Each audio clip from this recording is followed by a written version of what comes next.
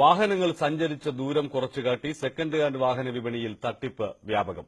ഓഡോമീറ്ററിൽ കൃത്രിമം കാട്ടിയാണ് കിലോമീറ്ററുകൾ കുറച്ചുകാട്ടുന്നത്. പ്രത്യേക സോഫ്റ്റ്വെയറുകളുടെ സഹായത്തോടെയാണ് മീറ്ററുകളിൽ കൃത്രിമം നടക്കുന്നത്. ഇത്തരത്തിലുള്ള നിരവധി സംഘങ്ങൾ പ്രവർത്തിക്കുന്നതായി ന്യൂസ് 18 നടത്തിയ അന്വേഷണത്തിൽ വ്യക്തമായി. വാഹനങ്ങളുടെ ഓഡോമീറ്ററിൽ കൃത്രിമം കാട്ടുന്നതായ വിവരത്തെ തുടർന്നാണ് ഞങ്ങൾ അന്വേഷണം നടത്തിയത്.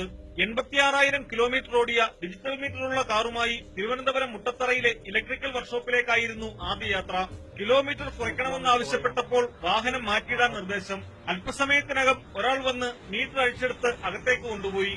55,000 കിലോമീറ്ററായി മീറ്റർ സെറ്റ് ചെയ്ത് തരണമെന്നാണ് ഞങ്ങൾ ആവശ്യപ്പെട്ടത്. അരമണിക്കൂർ തികയും മുൻപേ മീറ്റർ കൊണ്ടുവന്ന് പുനഃസ്ഥാപിച്ചു. ഒറ്റയടിക്ക് 30,000 കിലോമീറ്ററിലധികം കുറഞ്ഞിരിക്കുന്നു.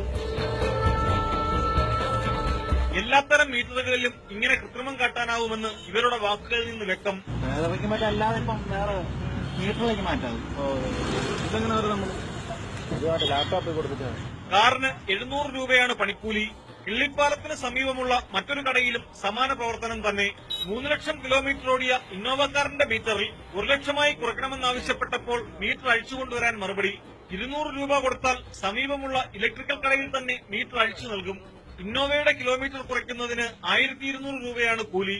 വിൽക്കുമ്പോൾ എന്തെങ്കിലും സംശയം തോന്നുമോ എന്ന് ചോദിച്ചപ്പോൾ ആർക്കും മനസ്സിലാകില്ലെന്നും വിൽപ്പനയ്ക്കുള്ള നിരവധി വാഹനങ്ങളുടെ മീറ്റർ താൻ ഇത്തരത്തിൽ മാറ്റിയിട്ടുണ്ടെന്നുമായി കടക്കാരൻ.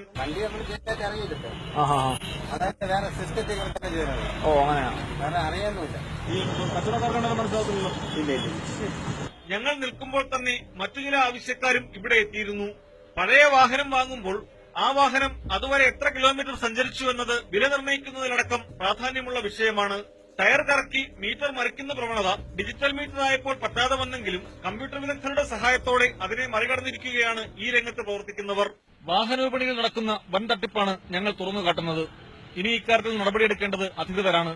തിരുവനന്തപുരത്ത് നിന്നും ക്യാമറമാൻ PV രഞ്ജിത്തിനൊപ്പം പ്രദീപ് സി നെടുമൺ, ന്യൂസ് 18.